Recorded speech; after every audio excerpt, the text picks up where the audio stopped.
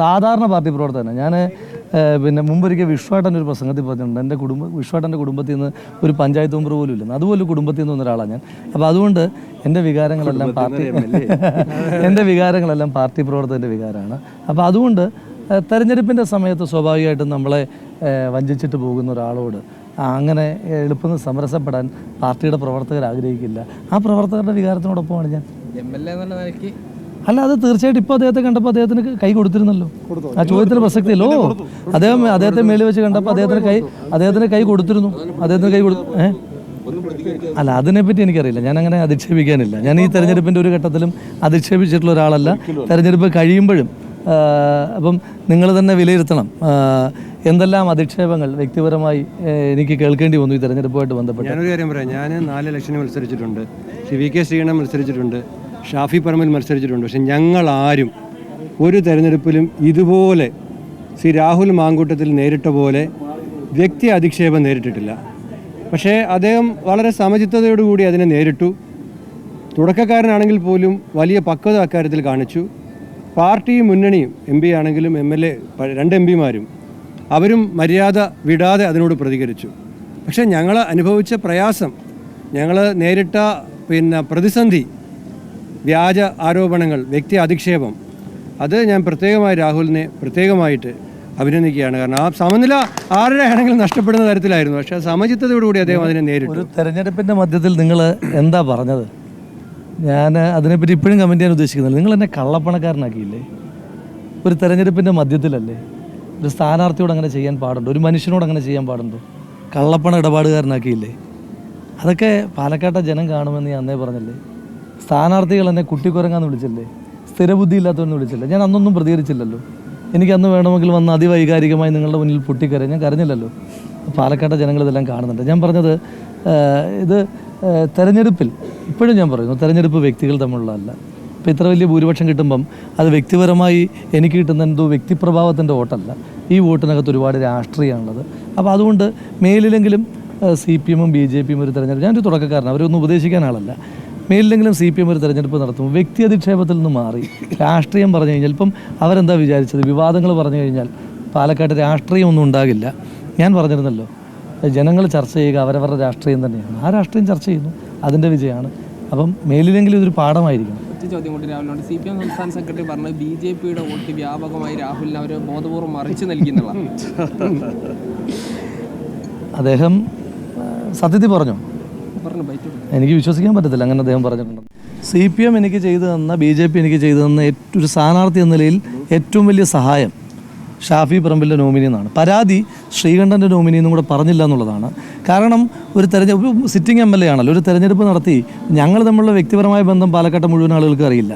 ഞങ്ങളൊരു ഒരുമിച്ച് പ്രചരണം നടത്തി ഒരു 5-6 ദിവസം കൊണ്ട് ഞങ്ങൾ തമ്മിലുള്ള ബന്ധം പ്രൂവ് ചെയ്യേണ്ടത് അവർ തുടക്കത്തിൽ തന്നെ ചെയ്തു തന്നതിനകത്തുള്ള സഹായവും നന്ദിയും ഞാൻ മറക്കത്തില്ല. അപ്പം മുൻപോട്ടായാലും അത് ശ്രീകണ്ഠൻ്റെയും ഷാഫി പറമ്പിലിൻ്റെയൊക്കെ നോമിനി പിന്നെ അതില്ലെങ്കിൽ എത്ര പ്രചരണം നടത്തണം, അയാൾക്ക് എന്നോട് താല്പര്യം ഉണ്ടെന്ന് സ്ഥാപിക്കാൻ എന്തോരം പ്രചരണം ഞങ്ങൾ ഒരുമിച്ച് നടത്തണമായിരുന്നു. അതുണ്ടായില്ലല്ലോ. അത് ആ സഹായം, ആ പ്രചരണത്തിൻ്റെ ഫസ്റ്റ് പുള്ള് തന്നതിനകത്ത് എനിക്ക് ഇപ്പോഴും പ്രയാസം. ശ്രീകണ്ഠൻ്റെ നോമിനിയും കൊണ്ടും കൂടെ ആയിരുന്നു തുടക്കത്തിൽ തൊട്ട് പറഞ്ഞിരുന്നെങ്കിൽ ഒരു സന്തോഷം ഉണ്ടായിരുന്നു. ഇല്ല, ഞങ്ങൾ ഈ മറ്റേ തമിഴ് സിനിമയിൽ പറഞ്ഞ പോലെ വീഴുവൻ എൻ്റെ നെനത്തായോ എന്ന് ചോദിച്ച പോലെ ഞങ്ങൾ ചോദിക്കാനാണ്. ഇവരെല്ലാ കാര്യങ്ങളും പറഞ്ഞു കഴിഞ്ഞു. എൻ്റെ ആദ്യത്തെ സ്റ്റേറ്റ്മെൻറ്റ്, ഇത് പാലക്കാടിൻ്റെ രാഷ്ട്രീയ വിജയമാണ്, പാലക്കാടിൻ്റെ മതേതര വിജയമാണ്, പാലക്കാടിൻ്റെ രാഷ്ട്രീയ ബോധത്തിൻ്റെയും മതേതര മൂല്യങ്ങളുടെയും വിജയമാണിത്. ഞങ്ങളെല്ലാവരും നിങ്ങളോട് പറഞ്ഞിരുന്നു, TV-യിലെ കൊടുങ്കാറ്റല്ല 23-ൻ്റെ റിസൾട്ട് എന്ന്. ഇതേ വാചകം നമ്മൾ പറഞ്ഞിരുന്നു, കൃത്യമായിട്ട് പറഞ്ഞിരുന്നു. അതിൽ ചില ചാനലുകളോടൊക്കെ പ്രത്യേകിച്ചും പറയാൻ ഞാൻ ആഗ്രഹിക്കുകയും ചെയ്തായിരുന്നു. ഞാൻ തൊട്ടായിരുന്നു. അത് വേറെ ഒന്നും ഉണ്ടായിട്ടല്ല. വേറെ ഇപ്പം ഞങ്ങൾക്കെതിരെ വാർത്ത വരുന്നതിൻ്റെയോ അല്ലെങ്കിൽ വിമർശനങ്ങളിൽ അങ്ങനെ അസഹിഷ്ണുതയുള്ള ആളുകളല്ല. നിങ്ങൾ നിരന്തരം ഞങ്ങളെ വിമർശിക്കാറുണ്ട്. പക്ഷേ ഒരു തരം വേട്ടയാടുന്നത് പോലെ തരത്തിലുള്ളൊരു പ്രചരണങ്ങൾക്ക് ഇപ്പം ചിലർ പെട്ടിയൊക്കെ റീക്രിയേറ്റ് ചെയ്യുന്നതൊക്കെ കണ്ടായിരുന്നു. ഞാനൊരു ദിവസം അവിടെ ചെന്നപ്പോൾ റീക്രിയേറ്റ് ചെയ്യുന്ന, അപ്പോൾ അന്നൊക്കെ ഞങ്ങൾ പറഞ്ഞത് ജനങ്ങൾ ഇതെല്ലാം നോട്ട് ചെയ്യുന്നുണ്ടെന്ന് തന്നെ. രണ്ടാമത് അപ്പോൾ പിന്നെ മാധ്യമങ്ങൾ ചോദിച്ചൊരു ചോദ്യം, ഇവിടുത്തെ ഇലക്ഷൻ്റെ സ്ട്രാറ്റജി നിശ്ചയിക്കുന്ന കാര്യത്തിൽ നിങ്ങൾ പരാജയപ്പെട്ടില്ലേ, അവർ മുൻപന്തിയിൽ വന്നില്ലേ, ഈ വിവാദങ്ങളൊക്കെ ആൻറ്റി ഗവൺമെൻറ് പോളിസികൾ ചർച്ച ചെയ്യുന്നതിൽ ഒളിച്ചോടാൻ അവർക്ക് സഹായകമായില്ലേ? അപ്പോഴും ഞങ്ങൾ പറഞ്ഞു, മാധ്യമങ്ങളിൽ ഇടങ്ങളിൽ ചിലപ്പോൾ വാർത്തകളിൽ ഫ്ലാഷ് ന്യൂസിൽ, but never in people's mind, ജനങ്ങളുടെ മനസ്സിൽ അതൊന്നും മാറിയിട്ടില്ല എന്നുള്ളത് കൃത്യമായി പറഞ്ഞു. പിന്നെ BJPയെ പാലക്കാട് നിന്ന് മാറ്റാൻ പാലക്കാട്ടെ ജനങ്ങൾ തീരുമാനിച്ചിട്ടുണ്ട്. ഇനി നഗരഭരണം ഉൾപ്പെടെയുള്ള കാര്യങ്ങളിൽ പാലക്കാട്ടെ ജനത ഒരു തീരുമാനമെടുത്തിട്ടുണ്ട്. BJPയുടെ CPM-മായി ചേർന്ന് നടത്തുന്ന ധിക്കാരവും അഹന്തയും, അതുപോലെ തന്നെ ഈ പറയുന്ന വ്യക്തി ആക്ഷേപങ്ങൾക്ക് അവരെല്ലാവരും കൂട്ടുകൂടിയത്, യഥാർത്ഥത്തിൽ BJP പരാജയപ്പെട്ടു, CPM പരാജയപ്പെട്ടു എന്ന് പറയുന്ന പോലെ തന്നെ പാലക്കാട് CJP പരാജയപ്പെട്ടു എന്നും കൂടെ പറയേണ്ടതാണ്. ആ കാര്യത്തിലും സംശയമില്ല. രണ്ടുപേരും നടത്തിയ വർഗീയ, ഞാൻ ഒറ്റ കാര്യം മാത്രം പറയാമെന്ന്, വടകരയിലെ കാഫിറും ഇവിടുത്തെ പത്രപരസ്യമൊക്കെ ആ വഴി CPM ഇനിയെങ്കിലും ഉപേക്ഷിക്കാൻ തയ്യാറാവണം. ഇതുപോലെ വിവാദങ്ങൾ ഉണ്ടാക്കിയും വ്യക്തിഹത്യ നടത്തിയും തെരഞ്ഞെടുപ്പ് കാലത്തെ മാധ്യമങ്ങളിലെ റെലവൻസ് വോട്ടായി മാറില്ല എന്നുള്ളതിന് 2 ഉദാഹരണങ്ങൾ വടകരയും പാലക്കാടും ഉണ്ട്. അന്ന് അവർ പറഞ്ഞൊരു വാചകമുണ്ട്, ആ കാഫർ എൻ്റെ തലയെ കെട്ടി വെച്ചിട്ട് അവർ പറഞ്ഞൊരു വാചകമുണ്ട്, തെരഞ്ഞെടുപ്പൊക്കെ കഴിഞ്ഞു പോകില്ലേ, നാടിനിയും മുന്നോട്ട് പോകണ്ട. ആ ചോദ്യം ഞാൻ തിരിച്ച് ചോദിക്കാൻ ആഗ്രഹിക്കുക. തെരഞ്ഞെടുപ്പൊക്കെ കഴിഞ്ഞു പോകും, നാടിനിയും മുന്നോട്ട് പോകണ്ടേ? പാലക്കാടിൻ്റെ ജനങ്ങൾക്കിടയിലുള്ള സാഹോദര്യം ഐക്യം, ഇത് അങ്ങനെ ഒരു സംഘർഷങ്ങളുടെ നാടല്ല, അങ്ങനെ ഒരു വ്യക്തി അധിക്ഷേപങ്ങളുടെ ആക്ഷേപങ്ങളുടെ നാടല്ല, വേട്ടയാടലുകളുടെ നാടല്ല. ഇവിടെ എതിർ രാഷ്ട്രീയ പ്രസ്ഥാനത്തിലെ ആളുകൾ പോലെയാണെങ്കിലും ഒരു സ്മൂത്തായിട്ടുള്ളൊരു പുഞ്ചിരി കൊണ്ട് അവനവൻ്റെ രാഷ്ട്രീയം മുറുകെ പിടിക്കുമ്പോഴും പരസ്പരം സ്നേഹിക്കുന്ന ഒരു ജനതയുള്ള നാടാണ്. ആ സ്നേഹത്തെ കളങ്കപ്പെടുത്താൻ ആരെയും അനുവദിക്കില്ല എന്ന ജനതയുടെ തീരുമാനമാണ്. ഇനി ഒരു കാര്യം കൂടെ ഞാൻ പറയാം, ദയവ് ഇത് ഈ തെരഞ്ഞെടുപ്പിനെ ജാതിയുടെയും മതത്തിൻ്റെയും അക്കൗണ്ടുകളിലേക്കും കള്ളികളിലേക്കും വരച്ചു വെക്കാൻ അവർ തയ്യാറാവരുത്. പറയാൻ മറ്റൊന്നും ഇല്ലാത്തതിൻ്റെ പ്രയാസം തീർക്കാൻ ഇനി കള്ളി വരച്ച് കമ്പാർട്ട്മെൻറ്റ് വരച്ചിട്ട് അതിനെ തിരിക്കാൻ തയ്യാറാവരുത്. കാരണം ഞങ്ങൾക്ക് മൂത്താന്തറയിൽ നിന്നും ചക്കാന്തറയിൽ നിന്നും മേപ്പറമ്പിൽ നിന്നും ഒക്കെ ഞാൻ കോട്ട് കൂടിയിട്ടുണ്ട്. എല്ലായിടത്തും ഞാൻ കോട്ട് കൂടിയിട്ടേ ഉള്ളൂ അല്ലേ. ഞങ്ങൾക്ക് നോർത്തിലും സൗത്തിലും ഈസ്റ്റിലും വെസ്റ്റിലും വരെ ഞങ്ങൾക്ക് കോട്ട് കൂടിയിട്ടുണ്ട്. അപ്പം ഞങ്ങളുടെ വോട്ട് വർദ്ധിച്ച ഇടങ്ങൾക്ക് ജാതിയുടെ വേർതിരിവുകളില്ല, മതത്തിൻ്റെ കമ്പാർട്ട്മെൻറ്റുകളില്ല. പാലക്കാട്ടെ ജനതയുടെ സ്നേഹം പോലെ വിശാലമായിട്ടാണ് ഇത്തവണ തെരഞ്ഞെടുപ്പിൽ രാഹുൽ മാങ്കൂട്ടത്തിൽ ചരിത്ര ഭൂരിപക്ഷത്തോടെ പാലക്കാട് നിന്ന് കേരള നിയമസഭയിലേക്ക് പോകുന്നത്. കഴിഞ്ഞ ദിവസം ചില കണക്കൂട്ടുകളിലൊക്കെ കഴിഞ്ഞ് ആശങ്കയാണോ ബുദ്ധിമുട്ടാണോ എന്നൊക്കെ ചോദിച്ചപ്പോൾ നിങ്ങളോട് പറഞ്ഞിരുന്നു, ഒരാൾ പാലക്കാട് നിന്ന് ഈ തെരഞ്ഞെടുപ്പിൽ ജയിച്ച് നിയമസഭയിലേക്ക് പോകുമെങ്കിൽ അത് രാഹുൽ മാങ്കൂട്ടത്തിലായിരിക്കും എന്നുള്ളത് ജനങ്ങളുടെ സ്നേഹം കണ്ടിട്ട് പറഞ്ഞതാണ്, ഞങ്ങളുടെ ആരെയും അഹങ്കാരം പറഞ്ഞതല്ല. ആ ജനതയ്ക്ക് ഈ വിജയം സമ്മാനിക്കുന്നു. പാലക്കാട്ടെ ജനങ്ങളുടെ വിജയമാണ്. ഞങ്ങളുടെ എല്ലാവരുടെയും മേലെ, സ്ഥാനാർത്ഥിയുടെ മേലെ, പാർട്ടിയുടെ മേലെ, മുന്നണിയുടെ മേലെ ഇത് പാലക്കാട്ടെ ജനങ്ങളുടെ വിജയമാണ്.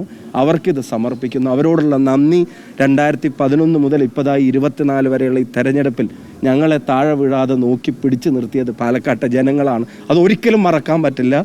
ഒപ്പം ഞാൻ ഒരു വരിയും കൂടെ ചേർത്ത് പറയാൻ ആഗ്രഹിക്കുന്നു. ജയിച്ചു കഴിഞ്ഞിട്ടാണെങ്കിലും പാലക്കാട്ടെ തെരഞ്ഞെടുപ്പിൻ്റെ അജണ്ട വെച്ചിട്ട് കുറച്ച് ദിവസം ഞാൻ നിരന്തരം പാലക്കാട്ടേക്ക് വന്നിട്ട്, ഞാൻ ഇന്നലെ വടകര പോയിരുന്നു. അവിടെ ചെന്നിറങ്ങിയപ്പോൾ അവിടുത്തെ ആൾക്കാർ ഒരു 2 ആഴ്ചയായിട്ട് ഇവിടെ കണ്ടില്ലല്ലോ എന്നല്ല എന്നോട് ചോദിച്ചത്, പാലക്കാട് ജയിച്ചിട്ടല്ലേ ഇനി ഇങ്ങോട്ട് തിരിച്ചു വരുള്ളൂ എന്നാണ് വടകരക്കാരും ചോദിച്ചത്. അപ്പോൾ അവരോടുള്ള നന്ദി അറിയിക്കുന്നു. ജനങ്ങളാണ് രാഷ്ട്രീയത്തിൽ വരുത്. ഒരു കള്ളപ്രചരണത്തിനും അത് തകർക്കാൻ കഴിയില്ല, ഒരു വ്യാജ പ്രചരണത്തിനും ഇല്ലാതാക്കാൻ കഴിയില്ല, ഒരു ഭരണകൂട ഗൂഢാലോചനകൾക്കും അതിനെ തകർക്കാൻ കഴിയില്ല. ഒരു തരത്തിലുള്ള അധിക്ഷേപങ്ങൾക്ക് മുമ്പിലും ജനങ്ങളുടെ ശക്തി അലിഞ്ഞില്ലാതാവുകയില്ല. അല്ല, ജയിക്കണം എന്നുള്ളത് ഞാൻ ഇവിടുന്ന് പോയി അവിടെ ജയിച്ചപ്പോൾ തൊട്ടുള്ള ആഗ്രഹം അതാണല്ലോ. അത് ഒരു ഘട്ടത്തിലല്ല, എല്ലാ ഘട്ടത്തിലും ജയിക്കണം തന്നെയാണ് ആഗ്രഹം. അത് കേവലം വ്യക്തിപരമായിട്ടുള്ള എൻ്റെ പിന്തുടർച്ച അവകാശം എന്നുള്ളതല്ല. അല്ല, വിവാദങ്ങൾ നിരന്തരം ഉണ്ടാകുമ്പോഴും ഞങ്ങൾ നിങ്ങളോട് നടത്തിയ പ്രതികരണങ്ങളൊക്കെ നിങ്ങളുടെ മുമ്പിലില്ലേ, നിങ്ങളുടെ ആർക്കൈവ്സിൽ അത് കൃത്യമായിട്ടുണ്ടാവുമല്ലോ. ഞങ്ങൾ പറഞ്ഞത് എന്താ, ഇതല്ല പാലക്കാട്ടെ ഇലക്ഷൻ അജണ്ട, ഇതൊന്നും പാലക്കാട്ടെ തെരഞ്ഞെടുപ്പിന്റെ ജനവിധിയെ ബാധിക്കില്ല എന്നുള്ളത് കൃത്യമായിട്ട് ഞങ്ങൾ പറഞ്ഞു വെച്ചിട്ടുണ്ടായിരുന്നില്ലേ. അത് എന്തിനുള്ള ശ്രമമായിരുന്നു എന്നുള്ളത് ജനങ്ങളോട് കമ്മ്യൂണിക്കേറ്റ് ചെയ്യാൻ ഞങ്ങൾക്ക് പറ്റി. 2, ഇവരുടെ രണ്ടുപേരുടെയും ഒരേ സ്വരം, അത് കേരള രാഷ്ട്രീയം ശ്രദ്ധിക്കേണ്ടതാണ്. ഞാൻ അവസാനിപ്പിക്കുകയാണ്. കേരള രാഷ്ട്രീയം ശ്രദ്ധിക്കേണ്ടത് ഇത്തരം കാര്യങ്ങൾ വരുമ്പോൾ BJPയുടെ അതേ ശബ്ദത്തിൽ CPM കേരളത്തിൽ സംസാരിച്ചു തുടങ്ങുന്നു. അത് ഇവിടുത്തെ പത്രപരസ്യം, മുഖ്യമന്ത്രിയുടെ പ്രചരണം, അതുപോലെ തന്നെ അവരെടുത്ത നിലപാടുകൾ, ഇവിടെ ഒരു മന്ത്രിയൊക്കെ നടത്തിയ പ്രവർത്തനങ്ങളും ആക്ഷേപങ്ങൾക്കൊക്കെ കയ്യും കണക്കും ഉണ്ടോ? ഒരു മന്ത്രി നേരിട്ട് നിന്നിട്ടാണ് ഇത്തരം തിരക്കഥകൾക്കെല്ലാം നേതൃത്വം നൽകിയത്. അതിനോട് കൂട്ടുകൂടിയിട്ട് ഞാൻ അവിടെ പറഞ്ഞ വാചകമാണ്, ആ സംഘനൃത്തത്തിൽ BJP ആ ഗ്രൂപ്പ് ഡാൻസിൽ ഇവരോടൊപ്പം ചേർന്നു.